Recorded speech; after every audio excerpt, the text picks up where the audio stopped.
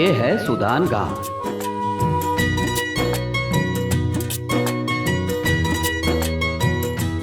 और ये रहा गामा पहलवान का घर। भाई साहब, यहाँ की व्यवस्था देख के दिल गदगद हो गई। व्यवस्था तो एकदम बढ़िया रहे। और ये रसगुल्ला बनौले रहे ना, आज तक उतना स्वादिष्ट रसगुल्ला हम ना खाई। ये हैं गामा पहलवान, इस घर के मुखिया, और इन्हीं के छोटे बेटे की शादी हो गई। अच्छा। बारात अभी लौटी है। अरे किसना बेटा? अरे जी बाबूजी। अरे सामान उतरवाओला की नहीं? थोड़ा सा बाकी बाबा उतार देबे। अरे जल्दी करा, गड़िया छोड़े के बना। और ये हैं इनके बड़े बेटे लाखन। लाखन की दुविधा ये है कि एक काम के आगे दूसरा काम भूल जाते हैं। और ये है उनकी बीवी कामिनी। आला पे साड़ी के बैग रखल बा, चल के उतार दीता।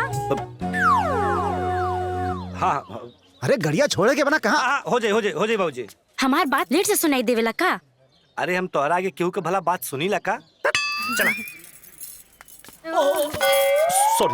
सॉरी का देवर जी, बियाह भइल ना कि टगमगाए लगनी? भाभी तू देवर भाभी फिर शुरू हो गया लोग।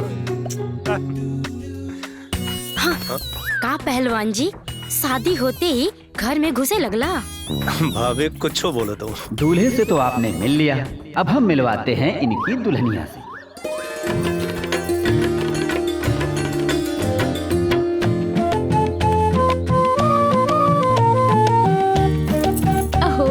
बहुत सुंदर वाली दुल्हन। और वैसे हमर देवरानी के कोनो जोड़ नहीं थे।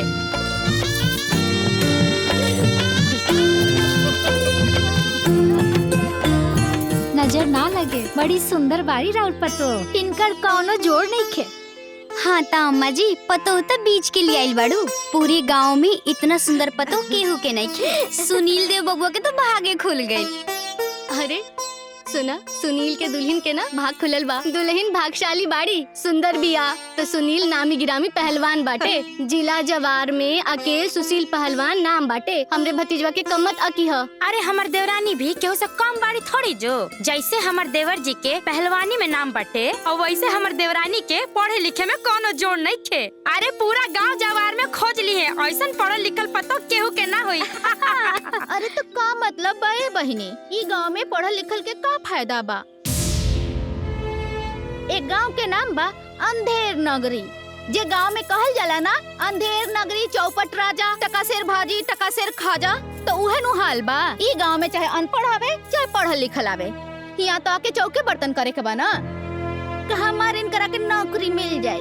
अरे चुप करा तू लोग ये जो दुल्हन के देखे आइल बाड़ू कि पंचायती करे आइल बाड़ू?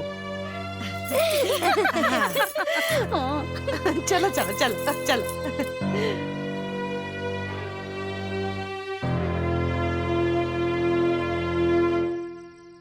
ऐसा कही है परंपरा, नौकरी तो दूर, ऐसा की औरतें बाजार तक ना जाए ली।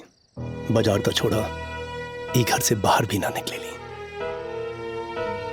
बाकी ये तो गलत बात बना जी। दुनिया कहाँ से कहाँ पहुंच चुकल बा। बाकी गांव के लोग अभी भी पुराना ख्यालात के लेके ढो रहल बाड़े। औरतन के परंपरा के बेड़ी में जकड़ के रख ले बाड़े। अरे ना, हमने लोग औरतन का बड़ा सम्मान कर ली जा, बस यही ले पर्दा में रखल जाला। एकरा के सम्मान ना, शोषण कहल जाला। समाज में स्त्री पुरुष सबके समान अधिकार बा, समान सम्मान भी तो मिले के चाहिए। अरे तू तो शास्त्रार्थ पढ़े लग लो। और ना तका, सही के सही और गलत के गलत बोले में कोनो गलती नहीं खे। भेड़ चाल चलल कहाँ के बुद्धिमानी बा। देखे हमरो कितना अरमान रहे, पढ़ लिख के अपना ससुराल आइल बनी, हमू नौकरी करब, आपके हाथ बटाइब। बाकी एजा के माहौल ही कुछ और बा। हमार तो सपना ही टूट गई। अरे ममता, तू तो सीरियसली हो गेलो। देखा, कुछ दिन में स्पोर्ट्स कोटा पे हमके नौकरी मिल जाए। एक बार हमके नौकरी मिल जाए तो तू नौकरी कर लिया। पर अभी है ना। फिर कब? जब हम कहा तब। देखा ममता, अब एक कुछ दिन में हमके स्पोर्ट्स कोटा पे नौकरी मिल जाए, ओकरा बाद तू नौकरी कर लिया। अगर हमार नौकरी कैला से पहले तू नौकरी कर लेबो तो गांव वाला ताना मार मार के हमके मुआ दिया जा। बोलिया जा देखा कितना बड़का पहलवाना पर अपन मोगी के कमाई खाता। मतलब आप खाली नामे के पहलवान बानी, बाकी अंदर से डरपोक बानी। दिखाई अपन पहलवानी। बोला दिखाई।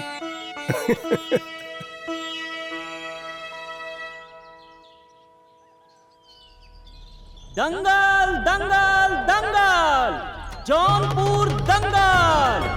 सुनी सुनी सुनी रउआ लोग ध्यान दी, हर साल की तरह इस साल भी सुरहन गांव में कारेदेव बाबा के मैदान में 21 मार्च से लेके 24 मार्च तक दंगल होई। पहलवान आवत बड़े हरियाणा से हरिहर, पंजाब से केसरी और भोपाल से सूरमा। शाबाश शाबाश बेटा। कुश्ती होगी अपने गांव के आन बान शान सुशील पहलवान के साथ। कहे कि ई बेर अपने प्रदेश के अलावा बाहर के पहलवान भी आवत पड़े। हरियाणा से हरिहर, पंजाब से केसरी और भोपाल से सूरमा।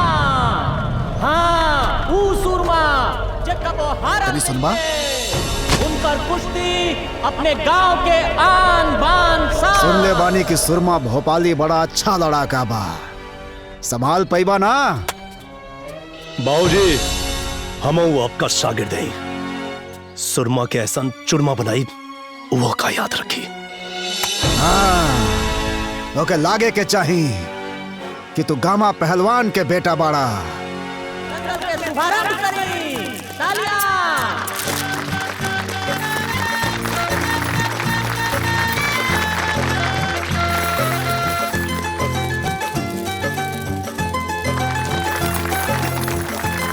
पहली जोड़ी सुरहन से राणा पहलवान, मरहन से मोती पहलवान।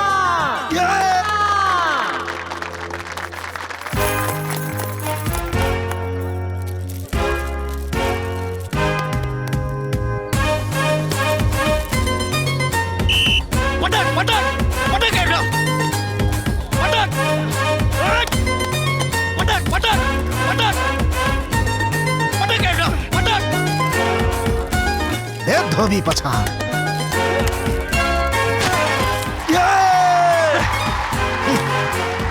अगला गांव के पहलवान अखाड़ा में आ जाए। पटक पटक पटक।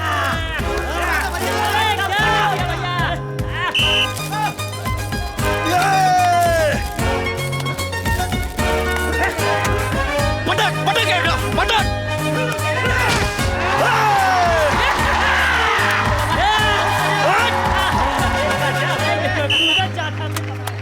अरे लंगोट उठा के पटाक, गांव की इज्जत जाए के ना चाही।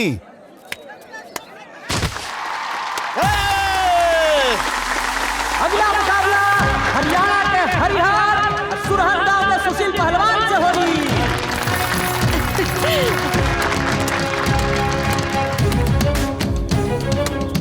बाबूजी आशीर्वाद दें। खुश रहा बेटा, जा जाके पटक दा। जी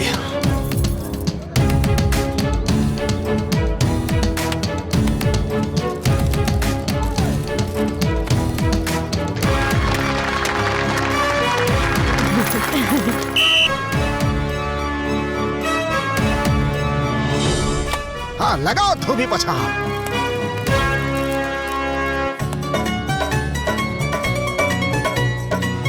शाबाश। हाँ ही भइल दबा।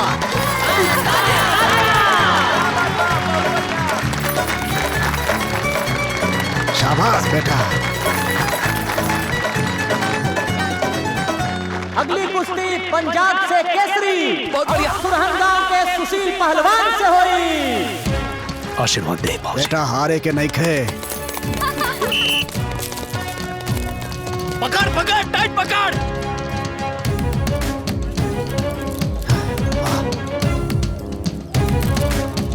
पटक पटक। वाह बहुत बढ़िया। विजेता है हमारे सुशील पहलवान।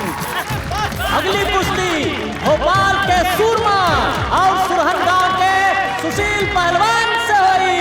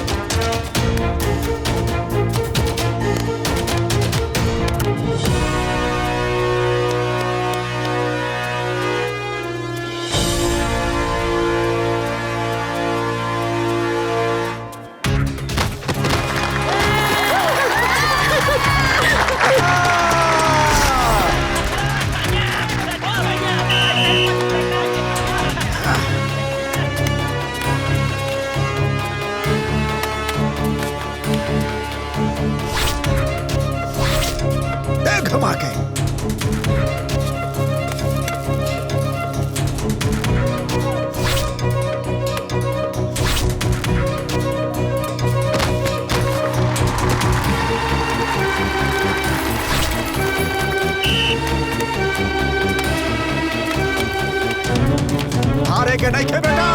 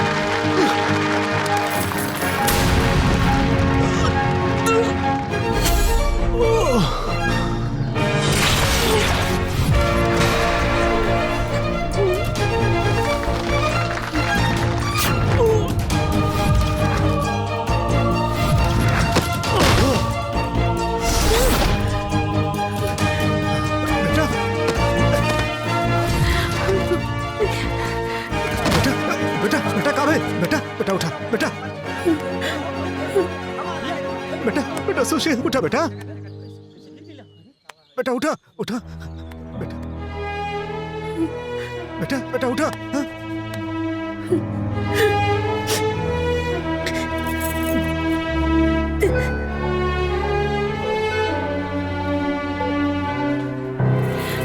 बहू कुछ नहीं।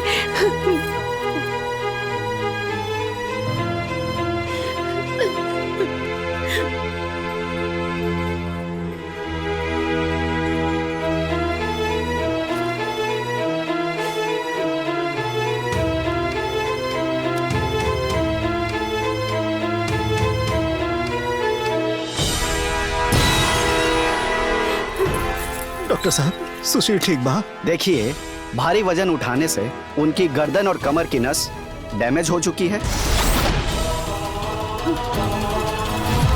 स्थिति बड़ी नाजुक है। अगर 1 महीने में होश में आ जाते हैं तब तो ठीक है, नहीं तो कुछ कहा नहीं जा सकता। 1 महीना? डॉक्टर साहब हमारा बेटा ठीक हो जाए ना? देखिए एक तरह से वो कोमा में चले गए हैं। देखिए सुन सकते हैं, देख सकते हैं, पर बोल नहीं सकते और ना ही उठ सकते हैं। मैंने इलाज शुरू कर दिया है, अब देखते हैं क्या होता है।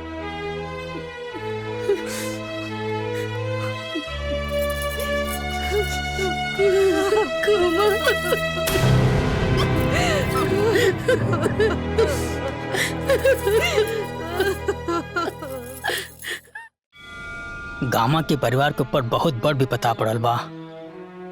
पूरा परिवार दुख में बाटे। देख के सहल न जात बा। हमरा के लागत बा कि दुल्हनिया के गुड़वे अच्छा ना बा। अरे भाई ये तो कहे के बात बा ना, ऊपरा से जमन लिखल बा तो भोगही के पड़ी। हम सुनली है कि डॉक्टर झूठो मूठो कर रोक के बस पैसा चूसत बा, कौनो फायदा भी ना होता। सबकर तो सबकर बाकी दुल्हनिया के देख के करेजा फाटे लागला। बेचारी के अभी नई नई शादी भइल रहे, ना कोनो बाल बच्चा भइल, इतना बड़ा विपत्ति भगवान उड़ा देले। बहनी ओकर जीवन कैसे पार होई? अम्मा जी हमके लागता कि दुल्हनिया के गुड़वे अच्छा नहीं खे। डॉक्टर साहब जब सिर्फ दवाइयाँ चलावे के बाद तो घर से भी हो सकेला ना। यहाँ अस्पताल में कितना दिन बहुत खर्चा। देखिए आप समझ नहीं रही हैं, मामला बहुत क्रिटिकल है। अभी मैं नहीं छोड़ सकता, जब छोड़ना होगा मैं खुद ही बता दूंगा। अभी इलाज चलेगा।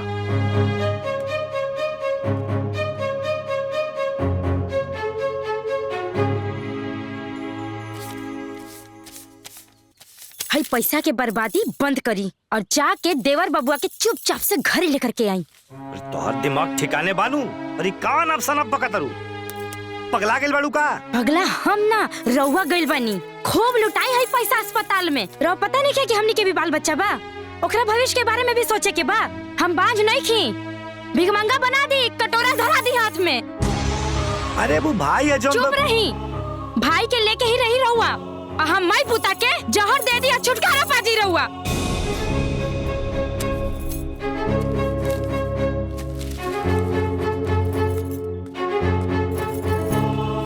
भैया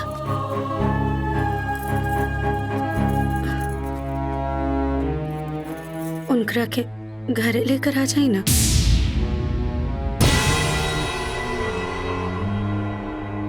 बहू वो एजा डॉक्टर बा, अगर वो घर आ जाई तो घर में वो सब कैसे? हम सब कर ले बम्बा जी। दवा तो घरवा में भी हुए चली, जौन वहाँ चला था। बाकी जौन सेवा पानी करे के हुई वो हम यहाँ कर ले। वैसे भी उनकरा के अस्पताल में रख के सबके बहुत ज्यादा फालतू खर्चा हो रहा बा। घरे लेकर आ जाइए उनका के।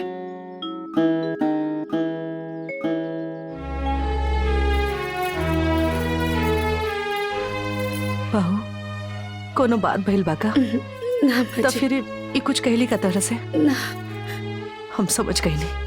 बड़को बड़को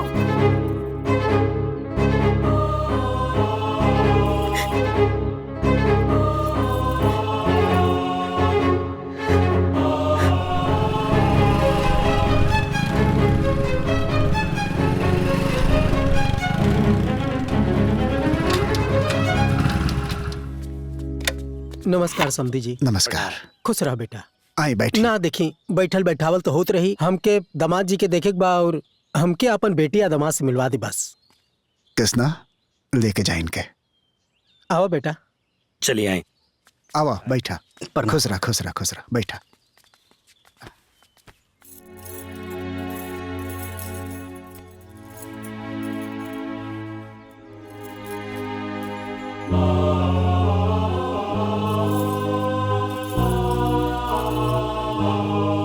बेटिया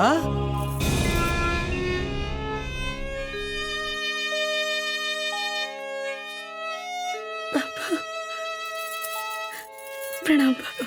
खुश रहा। अब दामाद जी के कैसन तबीयत बा?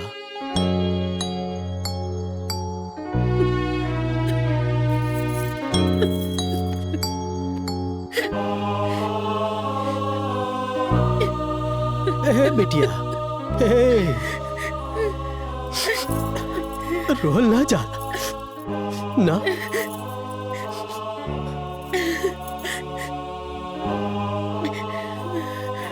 अब तो से एक बात करे के रहे बेटी।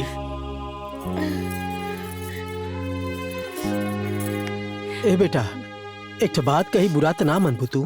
ये का कहता नहीं पापा, हम आपके बेटी हैं, आपके बात के बुरा कहे मानब। बेटा डॉक्टर साहब के हिसाब से अब कबो दामाद जी ठीक ना हुई हैं और हमसे तोर दुख देखल ना जाता।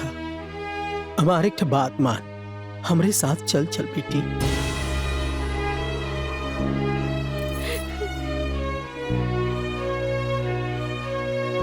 ये का कर रहल बानी पापा?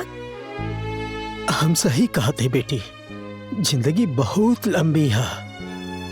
हमार छोड़ के बेटिया कैसे इतना लंबा जीवन जी अकेले। तो हमारे साथे चला, हम तो हर दूसर ब्याह करा देते हैं।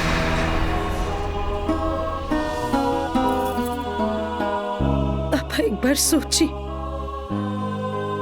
इनके साथ जौन भइला, अगर वो हमरा साथे भइल रही और वो हमरा के छोड़ देते या मायके पहुंचा देते, तब आपके कैसन लागत?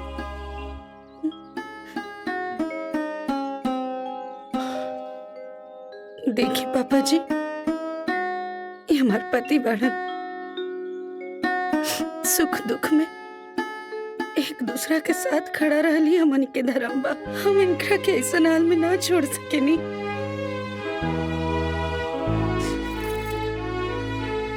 किस्मत में चाहे जौन लिखल होई वो होई, बाकी हम इनके कबू ना छोड़ब। ए बिटिया, जीवन ना रोकला से ना कटेला बिटिया, अन्न भावका से कबू कटल बा। तू बताओ, कबू सही बात के झूठ बुलवावल जा सकेला? कबू ना। जिंदगी बेटा बहुत लंबी है, अब इन तोहर उमरिए का है, ई काटल बहुत मुश्किल हो जाई बेटा। पापा वो कहल जाला ना कि शादी के बाद बेटी पराई हो जाले, तो आप हमके पराई ही समझी। बेटी हमारी है घर, और ये घर छोड़ के हम कहीं ना जाए। पापा परिस्थिति चाहे जौन भी होगी, खाली पति के साथ ही पत्नी के हर परिस्थिति से लड़े के ताकत दिला। लेकिन बेटा पापा, हम हाथ जोड़ता नहीं, आए बानी था खाली हमके आशीर्वाद दे के जाए, हमके सलाहना चाहिए। प्रणाम।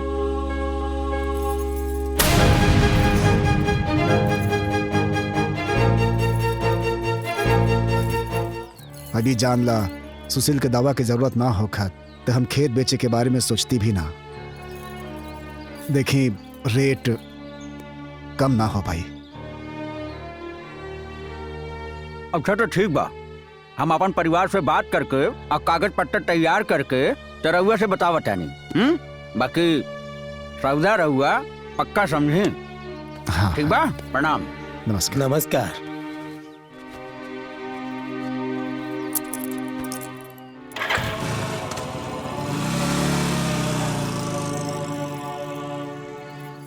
आमा जी, ई का खेत बेचे के बात होत रहल हा? ओ बहू, सुशील की दवाई खातिर पैसा नहीं खे, त सोचनी है कि खेत बेच के। त खेत बेचाई? बहू और कोनो उपाय नहीं खे। छुटकी के जितना गहना गुड़िया रहे वो तब सब बिका गई नहीं, और अब खेत बेचे के अलावा और कोनो उपाय नहीं खे। हम कुछ नहीं जानत, खेत ना बेचाई त ना बेचाई। अरे रवा लोगिन दोसर रास्ता निकाली लोगिन। हम कह देता नहीं, वो खेत में हमरा हिस्सा बा। आज खेत बेचाई, कल घर बेचाई, दुआर बेचाई, हमरो लइका बच्चा बा त हम रास्ता रास्ता भटक के डफली बजाई। खेत ना बेचाई त ना बेचाई, कह देनी ना। बहू, बहू हमारी बात तो सुन। बहू ना बेचाई त ना बेचाई, कह देनी। गोड़ लागत नहीं दाता सब के हुके। ए बहू। अम्मा जी, अम्मा जी, दीदी सही कहता रही। जर जमीन बेचला से समस्या खत्म ना हुई। जैसे हमार सब गहना बेच के ओकरो पैसा खत्म हो गई, ऐसे ही खेत के भी पैसा खत्म हो जाए। फिर का हुई? देखी माँ जी, इस समस्या के कोनो स्थायी उपाय सोच के पड़ी। बहू, और कौन दूसरा उपाय बा बहू? नौकरी। नौकरी? नौकरी? हाँ माँ जी, नौकरी। अगर आप लोग इजाजत देती तो हम कोनो नौकरी कर लेती। अरे दुल्हन, ये तू का कहत बाड़ू? तू दुल्हन बहुरिया होके नौकरी करबू। अरे आज ले एक कुल खानदान से कोनो औरत घर से बाहर कदम ना रखलस और तू नौकरी करे के बात करत बाड़ू। तू नौकरी करबू तो गांव जवार वाले का कही है? ना ना बहू, नौकरी के बात दिमाग से निकालता। बाबूजी, लोग के कहा इकुल मत सोची, लोग कुछ ना कुछ तो कहबे करी। बाकी हमनी के ये परिस्थिति में मदद केहू ना करी, ऐसे में हमनी के का करे के चाहिए यही सोची बाबूजी।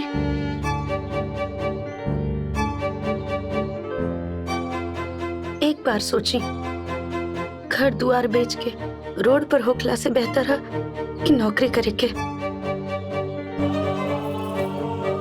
बाबूजी, हमके नौकरी करे के इजाजत दे दी।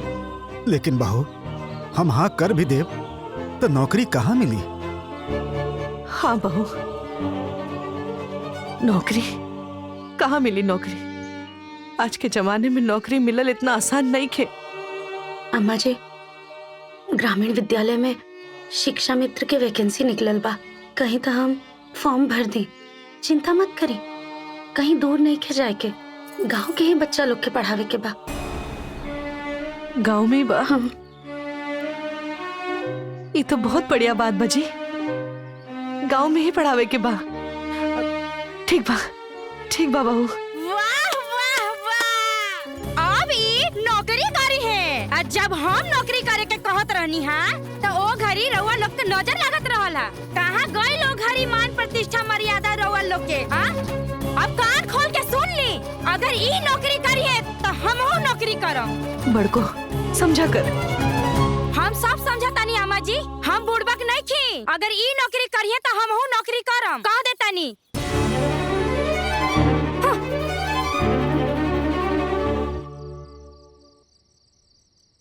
का? हाँ जी, वो मास्टराइन बनी है। हम घर में रह करके चूल्हा चौका बेलन करम, बर्तन माजम। अरे हमहू पढ़ल लिखल बानी, हमहू पढ़ाएम। का तू पढ़ा सकेलो? अरे हम दुनिया के पढ़ा देनी। इ नान नान गदेला के पढ़ाई में का रखल बटे? हमरे जैसन आदमी रहल हा कि रवा के पढ़ात पढ़ात मनई बना दिहनी, न तो एको पैसा के बुद्धि ना रही। बात तो सही बा कि तू हमके पढ़ा के बुद्धिमान बना देलू। हमार बात समझे के कोशिश करा। एक्के गो सीट खाली बा, वो ममतवा भरत ही ओके भरे न द। अरे ओकरा के नौकरी के जरूरत बा, वैसे भी वो घर ही के ही भरे द। हम कुछ सुने के नहीं चाहत, घर के होके चाहे बाहर के होके, हम भरम तब भरम। समझे के कोशिश करा न, जब दोबारा निकली तब भल्ली। हा ना, हम अभी भरम। देखा, भरा बन मुंह भरा बा, माना चाहे मत माना, लेकिन हमार दिमाग मत खा। हमके सूते द। अरे पगला गेल बाड़ू का?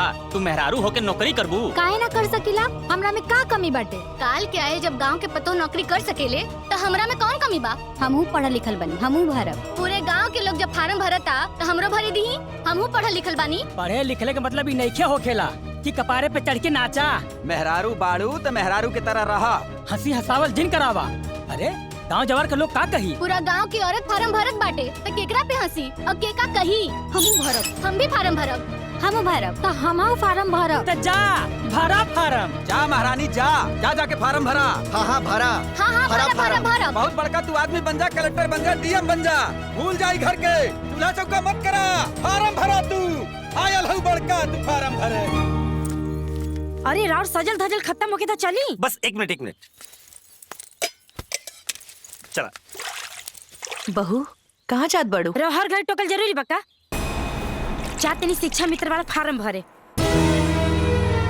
टोक देनी। बहू देखा, छुटकी दुल्हन के ई नौकरी के ज्यादा जरूरत बा, ओकरा के भरदा। तोहरा के देखा देखी गांव भर के और दुल्हन लोग भी जिद कर रहल बानी। अरे उसे का, सब कोई पढ़ल लिखल बा, केहू भी फार्म भर सकेला।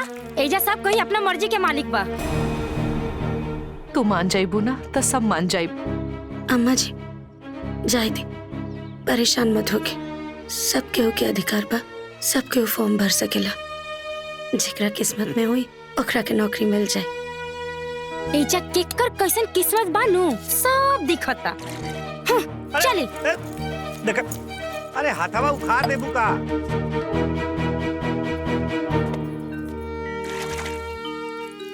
तू हट, हम कर देता नहीं। जा तैयार हो जा, देर हो जाए। अम्मा जी बस 2-3 बर्तन बाचल बा, ओकरा बाद उनके नहवावे के भी बा, हम करके चल जाइब। ठीक।